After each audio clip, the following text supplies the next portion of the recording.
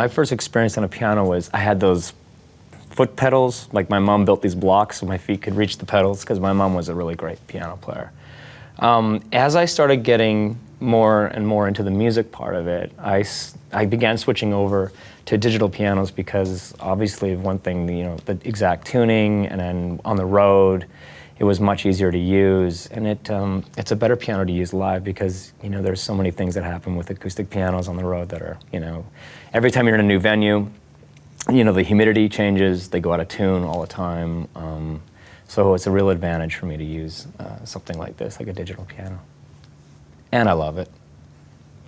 Actually, I really love the look of this piano. I just wanted to say that. It looks beautiful. And it's all about how it looks. Who cares how you feel as long as you look good, right? A lot of digital pianos, in my experience, have had some problems with their action. I think that's one of the things that they've kind of had a problem with. But this piano in particular, as well as a lot of the Phantoms that I've used, are unbelievable. The sensitivity on this particular piano is fantastic, and it's quick action, which I really like. As a matter of fact, I like this better than my acoustic piano for action. I've just been playing it, so that's the one thing I like about this one in particular is the action. I love how the settings are too, how you can open the lids and close the lids, and it's really great when you have an instrument like a guitar, for instance. You can really manipulate a lot of the way a guitar sounds. With a digital piano, you've got that same opportunity. With an acoustic piano, everything is basically what you see is what you get. If you want a different sound, if you want a different kind of quality, if you want a different action, you have to switch your pianos. In the studio that I'm working in right now, it has 3 or 4 acoustic pianos, and sometimes none of them are right.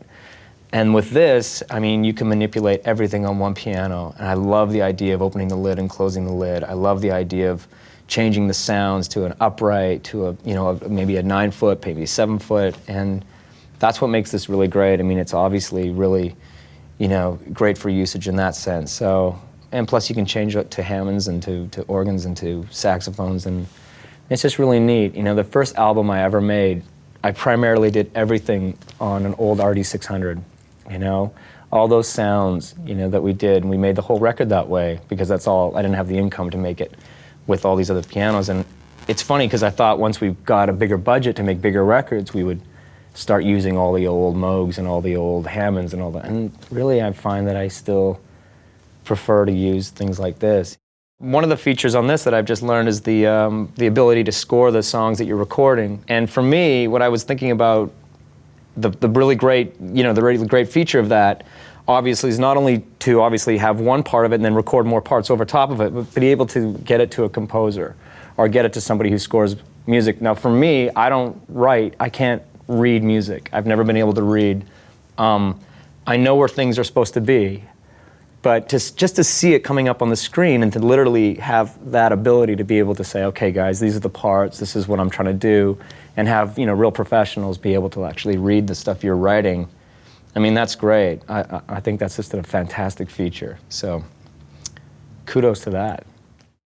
For me, live, okay, on the fly, obviously during a set, I like the fact that, first of all, you can name it. So you can name the song that you're playing, and then with the feature, with the pedal, you can go through your set by basically pressing a pedal, and then all the parameters of that particular song are now there, and you see the song, and you know where you are. And you can even get inside that and go to verse, to chorus, back to verse again, and all that kind of stuff. And for me, playing live, there's not a lot of opportunity to have, to go back and set things up, and because you're going song after song after song, and there's special parts. And I love the idea of this being one multitaskable piece of musical instrument that basically allows me to play all my parts, and everything is all in one instrument. I don't have to go to the Wurlitzer or back to the Rhodes and back to the piano. I've got it all right in here. And I love how the foot pedal will allow me to get through the patches of the set. So as a live piano, it's brilliant.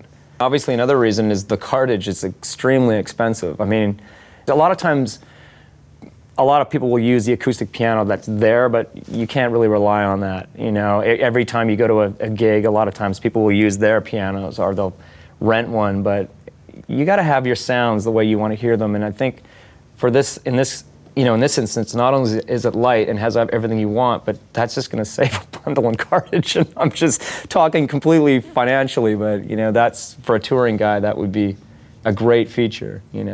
From my experience, I'm, first of all, a little bit pedestrian as a piano player sometimes. But what I would try to encourage is the fact that not only is this a piano, but obviously it does everything else. And to write a song, it takes so many things to inspire a song. And sometimes when I'm writing, you know, a piano is just not enough, you know. And a lot of times what I'll write a song from is purely a drum loop, you know, or maybe it's a string patch, or a mellotron, or some kind of sound, some kind of voice that actually inspires the writing of a song, you know.